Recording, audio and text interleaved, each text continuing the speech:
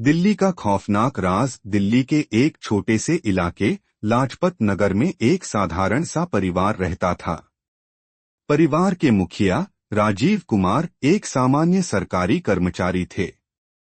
उनकी पत्नी रीना और एक छोटी बेटी रिया के साथ उनका जीवन बहुत शांत था। लेकिन एक दिन उनका जीवन उस समय उलट-पुलट हो गया जब एक रात राजीव की लापता होने की खबर आई। पहला रहस्य, राजीव रात को काम से लौटने के बाद अचानक गायब हो गए। रीना और रिया को कुछ भी समझ में नहीं आया। पुलिस को सूचना दी गई और जांच शुरू हुई। शुरुआत में पुलिस ने इसे एक सामान्य लापता व्यक्ति का मामला समझा, लेकिन कुछ दिनों बाद एक पुलिस अधिकारी इंस्पेक्टर अर्जुन को एक संदिग्ध सुराग मिला। एक सीसीटीवी फुटेज में राजीव एक अजनबी के साथ एक अंधेरे गली में जाते हुए दिखे थे।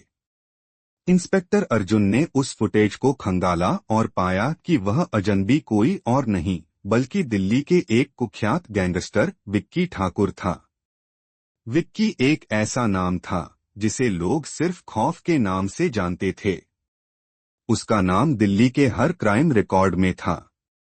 दूसरा रहस्य, जांच में पता चला कि राजीव और विक्की का कोई पुराना रिश्ता था। कुछ साल पहले राजीव ने एक रिपोर्ट बनाई थी जिसमें विक्की का नाम कुछ अवैध गतिविधियों में आया था। हालांकि राजीव ने वह रिपोर्ट सार्वजनिक नहीं की थी, लेकिन विक्की के लिए यह एक बड़ा खतरा था। राजीव के लापता होने के बाद पुलिस ने विक्की को गिरफ्तार किया, लेकिन उसने अपनी गिरफ्तारी के बाद सब कुछ नकार दिया। उसकी चुप्पी ने मामले को और भी गहरे रहस्यों में डुबो दिया। खौफनाक सच, इंस्पेक्टर अर्जुन ने 1 महीने तक केस पर काम किया और कई सुराग इकट्ठा किए। अंततः उन्होंने एक गुप्त सुराग ढूंढा। वह सुराग एक पुरानी डायरी में छिपा था जो राजीव ने लिखी थी। डायरी में राजीव ने विक्की के खिलाफ एक गहरी साजिश का खुलासा किया था।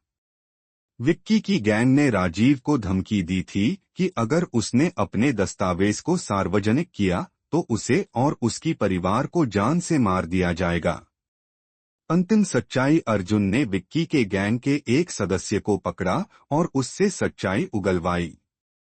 वह सदस्य खुद को बेकसूर बताने लगा, लेकिन अंत में उसने सब कुछ उगल दिया।